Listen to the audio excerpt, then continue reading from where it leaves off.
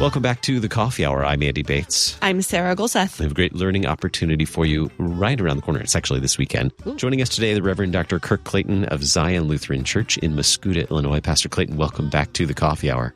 Thank you. It's always a joy to be with you. It's been a little bit since we've had a chance to chat, and you have shared with us about an upcoming workshop at Zion on apologetics, Apologetics 101, taking place on October 7th at Zion in Mascoutah. Tell us a little bit about what you'll be presenting. I know there's a lineup of presenters, but let's dig in a little bit of what you'll be talking about. Yeah, thanks so much for the opportunity to share about this. We'll have 4 sessions through the day, and I'll be presenting 2 of them. The first one I'll present is called The Word They Still Shall Let Remain, about the reliability of Scripture. And then I'll be leading the last section, which is the reality of the resurrection. Nothing else really matters. And so as we think about the heart and core of the Christian faith, all of our doctrine is drawn from Scripture. We don't draw our teaching from tradition or anything outside of Scripture. Scripture is the heart of what we know about God and what He's done for us. So it's really important that we're confident that what we have in Scripture is true and reliable. And so we'll have a session about that topic. And then as we look at our Christian faith, the real heart of our faith is that Jesus died and rose for us, and that we have the promise of life eternal and resurrection in Him. And so of all the items of our Christian faith, knowing that the resurrection is a true reality is really important. So we'll have a section on that, and I'll be leading those 2 sections. There are a couple others as well, but those are the 2 that I'll be leading, about the reliability of Scripture and the reality of the resurrection.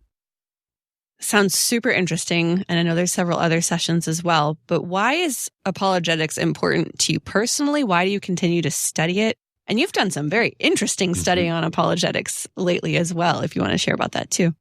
Yeah, apologetics has been a passion of mine, I remember, since I was a teenager or before, in that part was the question about the reliability of Scripture. Scripture was written 2,000 years ago, 3,000 years ago.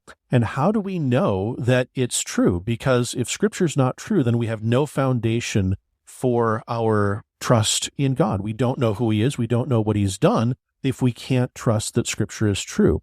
And I remember even as a teenager or even in junior high, wondering, how do we know that we can trust that what the Bible says is true? And that leads me to the study of apologetics. I have a passion. I want to know that what I believe is founded on solid fact and reality. And I don't think I'm alone in this. I think a lot of people have these questions, and they want to have the confidence that what they believe is true. This is not a conflict with faith.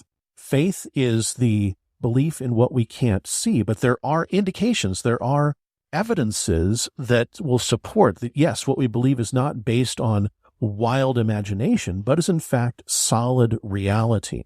And so I've always been passionate about apologetics. That was the general topic of my study for my doctorate at Concordia Seminary in St. Louis. And in the last 2 summers, I've been able to follow up by going to the Apologetics Academy in Strasbourg, France, that's led by Dr. John Warwick Montgomery and Craig Parton. And then they bring in other wonderful teachers. And this last year, I had the opportunity to present a thesis there and had written about 200 pages to submit to them to slog through on the topic of the reliability of Scripture. So that's what I'll get to share at the workshop coming up at Zion Mascoutah on Saturday, October 7th. So there's so much really interesting correlation in Scripture. And if we look at the Old Testament, we look at the New Testament, we see that there is a strong relationship between the two. And one way we look at that is in the area of prophecy and fulfillment. We look at messianic prophecies in the Old Testament, and there may be different people have different counts, but up to or over 300 prophecies in the Old Testament that are fulfilled in Jesus Christ.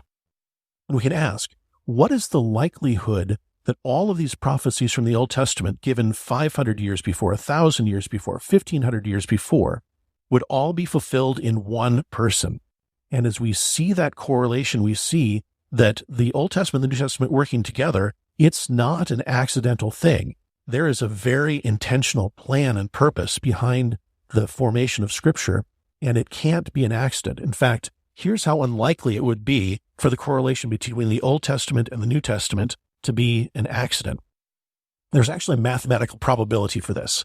It's called the statistician's product rule, and you can do some math based on the number of predictions and the likelihood that those predictions would come true, and then figure out what's the likelihood of them all being fulfilled in one person.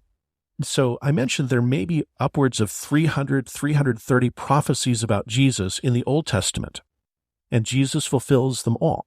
Now, what if we reduce that, just so the math doesn't get too nasty, to just 25 predictions? What if there are just 25 predictions about Jesus in the Old Testament that Jesus fulfills in the New Testament? Things like, that he would be born in Bethlehem, that he would be born of a virgin, that he would be pierced and die on a cross. What is the likelihood that any of those would be fulfilled? It's pretty small, but let's just say we go 50%, that there's a 50% probability that Jesus would fill any one of these prophecies. Then we run that through the math, and we'd say that based on 25 prophecies with a 50% chance of the fulfillment of each prophecy, the likelihood of that all happening in one person is 1 in 33 million. Now, you probably picked up, however, that things like, being born of a virgin has statistically much less than a 50% chance of happening. Like zero. Like almost zero. Almost zero. Almost zero, because it did happen once. But so let's lower that probability from 50 to 25%, which is still radically high for many of the prophecies of what Jesus would do. For example, just think about being born in Bethlehem. So Jesus, as a Jewish man, the likelihood was he would be born in Israel, but there are hundreds of towns in Israel, but to be born in that one specific town of Bethlehem, over which he has no control whatsoever, is obviously even much less than 25%, but we're just going to be charitable and say there's a 25% chance of 25 prophecies being fulfilled. The likelihood of 25 prophecies being fulfilled by the same person at a 25% likelihood of any one prophecy being fulfilled is, are you ready for this? 1 in 1,000 trillion. And yet, Jesus did fulfill not just 25 prophecies, but over 300, and not just with a probability of 50 or 25%, but far less likely than that. And so these are the ways that we can see that Scripture is, in fact, incredibly reliable.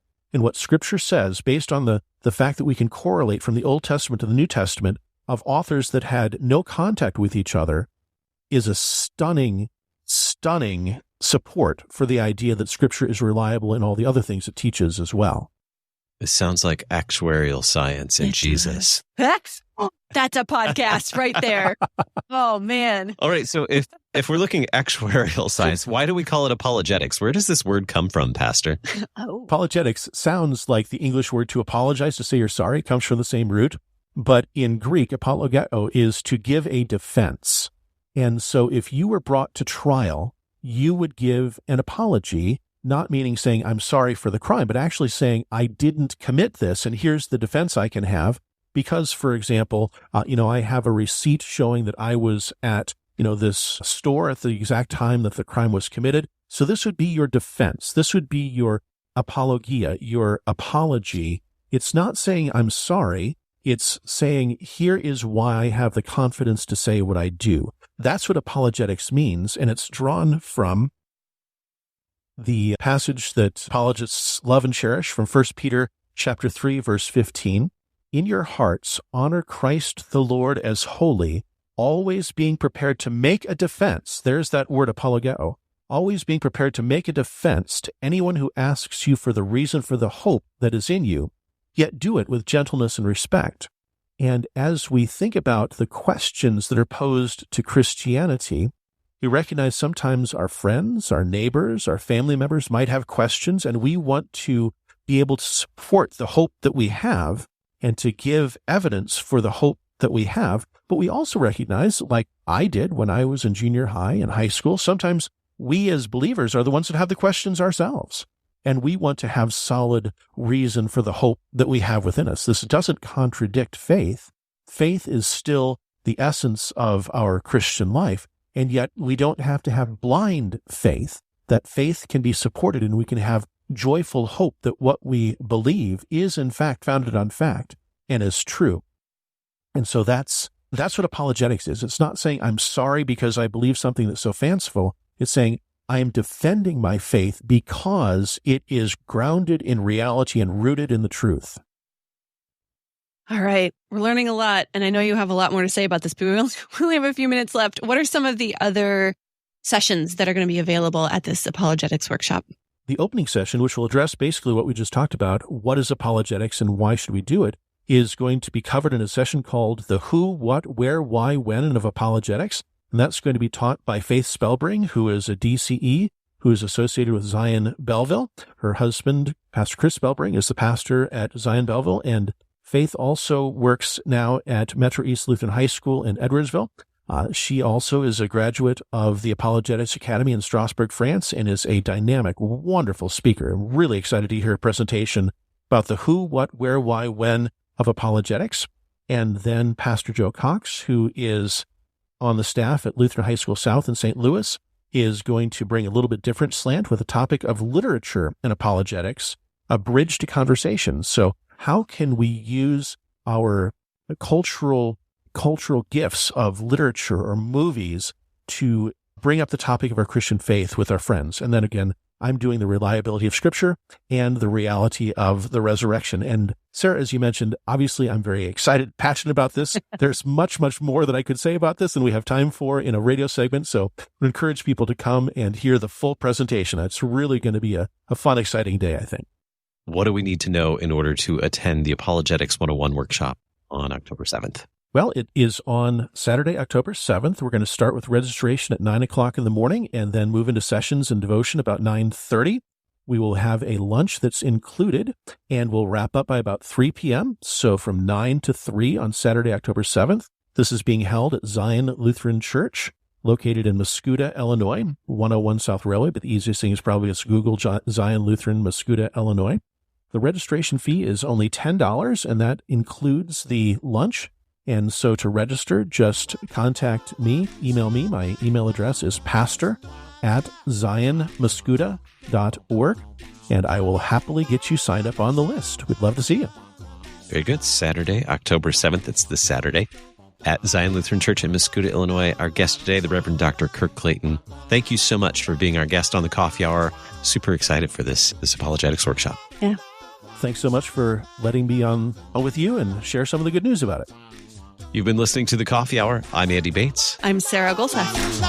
The Coffee Hour with Andy and Sarah is a production of KFUO. To support The Coffee Hour and KFUO Radio, visit KFUO.org. You can also text KFUO to 41444 or send an email to gifts@KFUO.org. And you can call us at 800-844-0524. KFUO. Christ for you, anytime, anywhere.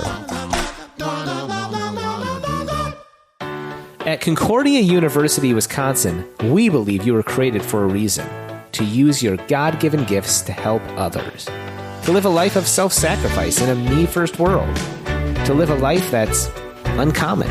Whether you're taking one of 50-plus online programs or learning with us in person on the shores of Lake Michigan, you'll be equipped to make an uncommon impact. Learn more at cuw.edu. Concordia University, Wisconsin. Live uncommon.